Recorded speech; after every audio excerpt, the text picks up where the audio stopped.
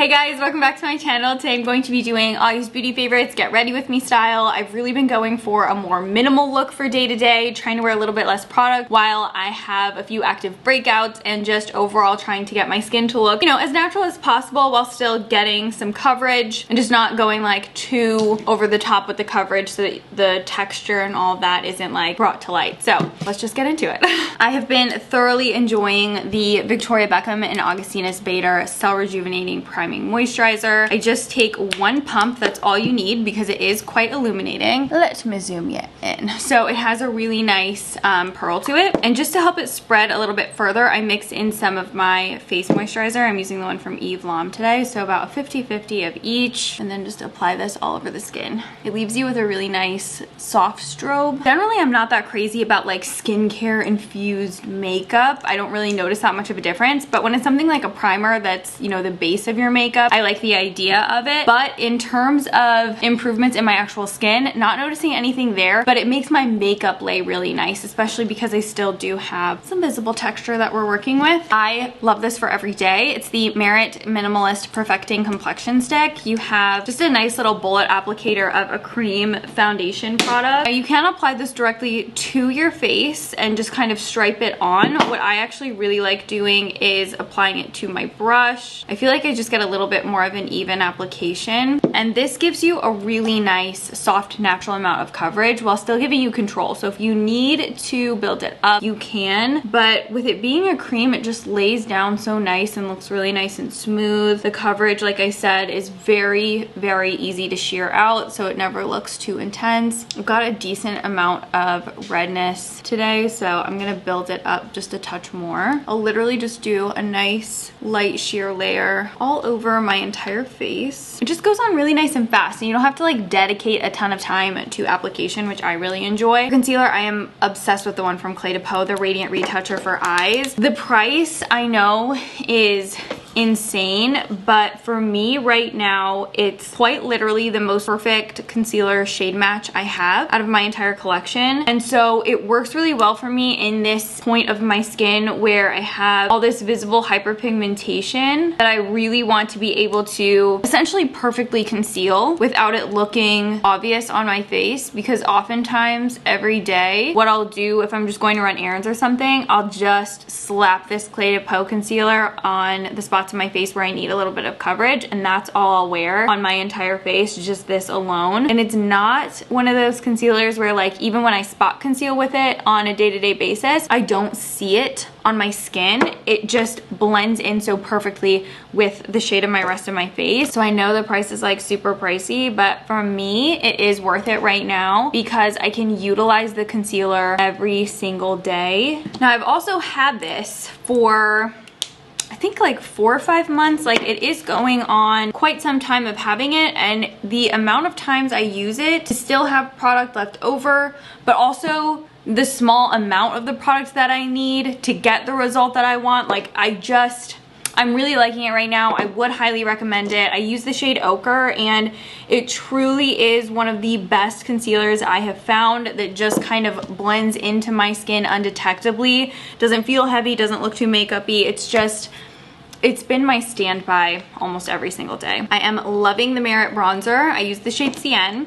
Now, the nice thing about this is that even though it's a cream, and I normally would not ever apply a cream bronzer directly to my face, this one I will because it blends out so sheer. Now a lot of time the thing with cream bronzer is it just gets a little bit muddy on your skin, especially when you apply it directly like this. But with this Merit one, it really just blends out so seamlessly, and I don't have issues with having like a difficult time blending it out because it just kind of like disappears and honestly just looks like your own tanned skin. I wish I had this when I did my bronzer video because I definitely would have rated this one really high overall in my collection. So good. And then just knock a tiny bit in the crease of the eye. It's just really pretty and fresh. I don't know, I'm into it. I feel like it's not over the top. Like what I really like about this bronzer is like it's not too glam, so it doesn't make you look overdone, and it's really easy to apply. Blush, I'm going to use this MAC Blush Please. Ow. It's this really pretty kind of like soft mauve tone. I'm basically using my little e.l.f. brush just to do every single thing that I'm putting on my face. That's why I love this brush so much. Does it all. I've really been loving the Danessa Myrick's Vision Flash Highlight. I just take it on the back of my hand like this. Super pretty, really intense if you build it up.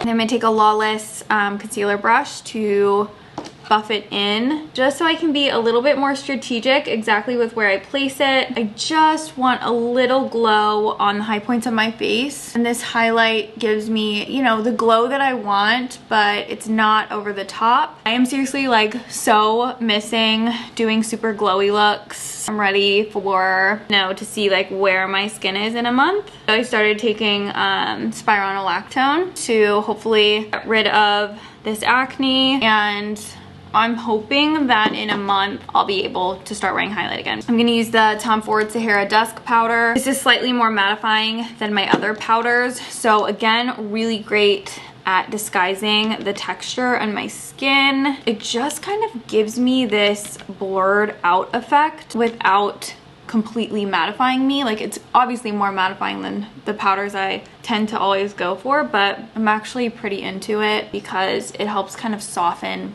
any visible bits and bobs. Post Sauce Air Brow, I use the shade Black Brown. This is quite literally my favorite brow gel pretty much ever. I'm almost done with this tube, and I tried to take the stopper out so I could get every last bit, but I can't get the stopper out, so it's gonna have to go. It just has like this giant chunk in the middle that I've been scraping the sides off of, and there's, you know, spots in the tube where I can see a bunch of the brow gel, but I can't get them out, so do my brows in 2 seconds. It's awesome. I've been loving Nude in the waterline. I'm gonna use the one from Chanel. I haven't been this excited over an eye product in forever, so it's from Surratt. It is the Lid Lacquer in the shade Hotica. I'm gonna show you the amazingness of this. So you need the tiniest bit on your fingertip. If you don't like a glossy eye, you're not gonna like this.